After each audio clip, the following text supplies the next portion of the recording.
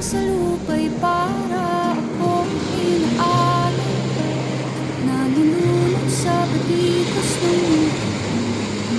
Sa kung ano lamang kaya ko,